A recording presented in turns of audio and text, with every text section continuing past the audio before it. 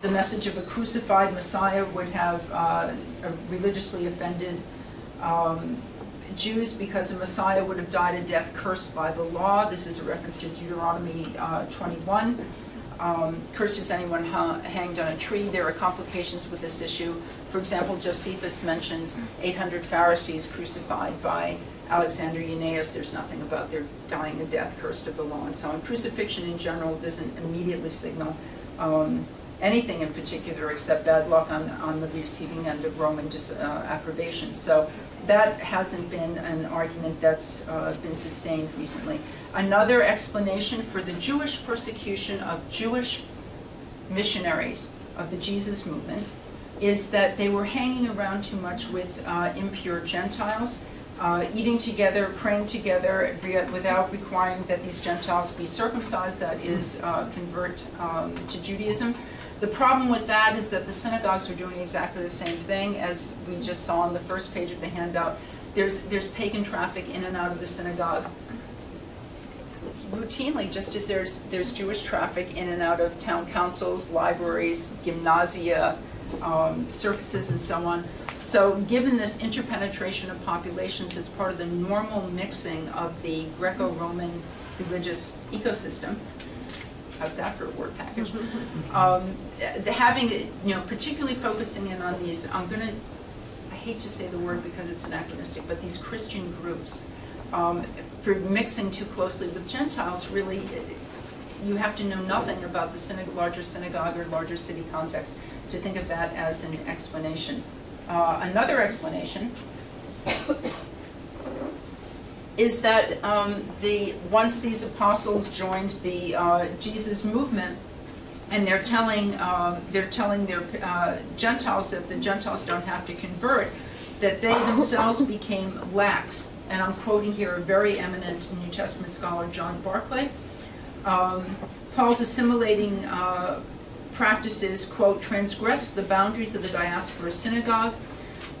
His lax and inconsistent observation of the law earned him the suspicion, opposition, and even punishment of the synagogue, the supposition being that the Jewish apostles had abandoned their Jewish practice because they were telling Gentiles that the Gentiles didn't have to start doing Jewish practice. But these apostles are in fact not telling these people that they have to become Jews, because if you look back into our handout, there's no expectation that everybody becomes Jewish to enter the kingdom of God. People are incorporated as Gentiles. They just don't worship their gods anymore, and that is the requirement that's being made of these Gentiles, not that they become Jews. So, given all of the different people who are harassing Paul, I still haven't answered the question. I want to point that out. So if you're thinking, gee, she didn't answer the question, you're listening very carefully. Stay tuned, that will answer the question. It's not only Jews who are harassing Paul. He's persecuted by Roman government officials, by contrary wind, weather, and water.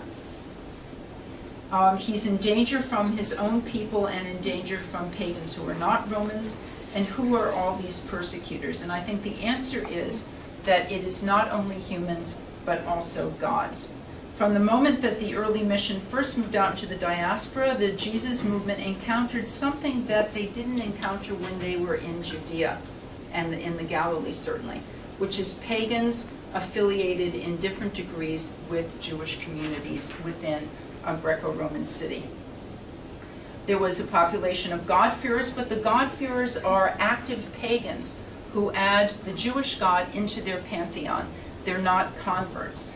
When the pagans join the Jesus movement, they are absolutely required to stop worshiping their own gods. Why? And it is because the movement is spreading in a moment of incandescent apocalyptic expectation between the resurrection of Jesus and the second coming. Paul states continuously in his letters that he expects this all to happen within his own lifetime. And that's in some sense the clock that he's racing against, to get as many pagans as possible to quit their low-down pagan ways. And if you don't know what those low-down pagan ways would be, please look at page 3. Paul's requirements of his pagans must abstain from idol worship and its perennial accompaniment, which is porneia. Porneia means sex. Thank you. Absolutely. This is the will of God. No more wet t-shirt, no more therefore shun the worship of idols. So that is, the demand is his pagans absolutely have to stop their latreia, their cultic respect to their own gods. And the second demand is that they must not become Jews.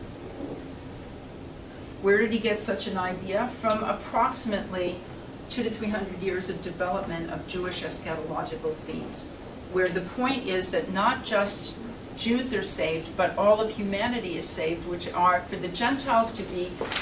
Let me start on a different channel. Paul's letters are the earliest evidence we have of the Christian movement. Happy, happy, happy, mid-1st century. It doesn't get any earlier than that.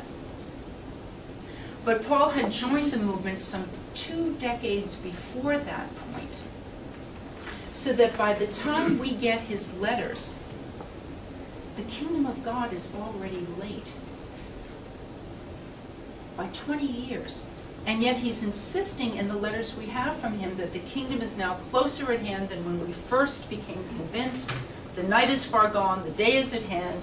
You know, why does he think that he's right if he hasn't been right yet for 20 years? I think the answer is that he's been able, it's this Gentile population, this pagan population, that are acting not like converts, but like converts. They're not acting like God-fearers, and yet they are like God-fearers.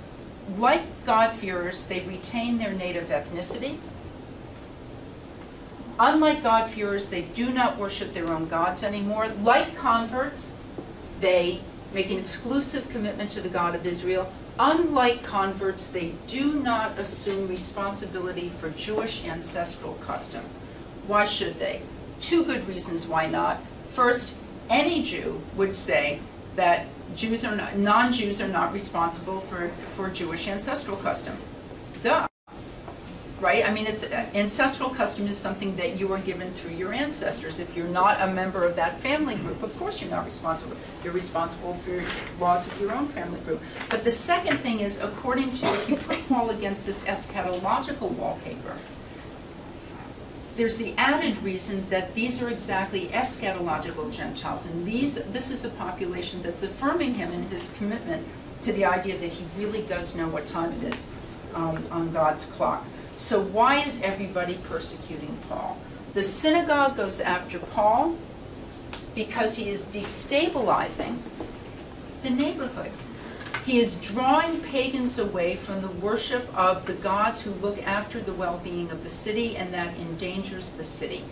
And he is giving them a message that is only going to be identified with the synagogue, and is a message that is a Jewish message: worship only the God of Israel. So the synagogue is trying to get him to stop doing this because it endangers the synagogue with their neighbors. Not only the human ones, but even perhaps the divine ones. Why are the Romans going after him? Because this has a very socially destabilizing effect in the city as well. Why are the gods going after him? Look at all those gods going after him. That's the bottom of page 3 and the top of page 4. He's being nagged and pursued by these gods, the god of this age, the rulers of this age. These gods, he says, are just lower cosmic, the stoicheia are these cosmic spheres and lower powers. He talks about them being destroyed in 1 Corinthians 15. He says we all know that there are a lot of them in 1 Corinthians 8. He says in Philippians 2, this is at the top of page 4, at the end, the cosmic powers and false gods, wherever they are, above the earth or upon the earth or below the earth, will all bend knee to the returning Jesus. This is that idea of the lower gods as well being incorporated into the kingdom. And he says in Romans 8, again, that the powers, the astral powers, are part of creation that will be redeemed when Christ comes back. So what all his pagans are waiting for is the coming triumph of God, which is That's last section on the first part of page 4. People are nervous because when gods get angry, it isn't pretty, and I'll conclude on this note. If you look at the first 2 sentences, this is what pagans thought happened if people listen to Christians and stop worshiping their native gods. If the Tiber reaches the walls, if the Nile does not rise to the fields, if the sky does not move or the earth does, if there's a famine or a plague, the cry goes up at once, the Christians to the lion. And another just saying repeated in Augustine's City of God, no rain because of the Christians. Right? Or we could say snow because of the Christians. We could say it in Ottawa. Okay, so there's this idea that nature itself goes out of sync if the gods are offended. And this is one of the reasons that explains the traditions about anti-Christian persecution in the period between 100 and 300 as well. These people were not being persecuted because they believed in Jesus. Belief isn't one of the ways religious activity is formatted in antiquity. These people are being persecuted because they're deviant pagans. If there was, if God forbid an American administration were administering the Roman Empire, it would be a Department of Homeland Security issue, because it would be the security of these cities that was being undermined. What happened subsequently is that not only is Paul being persecuted by gods, by pagans, and by Jews, all for vaguely the same reason, but after the conversion of Constantine, more Christians were persecuted by the Roman Empire than before. And it's for the exact same reason. The denomination of heaven might have changed. It's now the Pax Dei, the peace of God, rather than the peace of the gods. But if God is offended, nature goes out of whack. So the last quotation, and I'll end with this, Theodosius II. Why has the spring renounced its accustomed charm? Why has the summer, barren of its harvest, deprived the laboring farmer? Why all these things, unless nature has transgressed the degree of its own law to avenge impiety? That's in a law that he's framing against pagans, Samaritans, and Jews. What's the problem with the Samaritans? They're considered Jewish heretics by Christian emperors.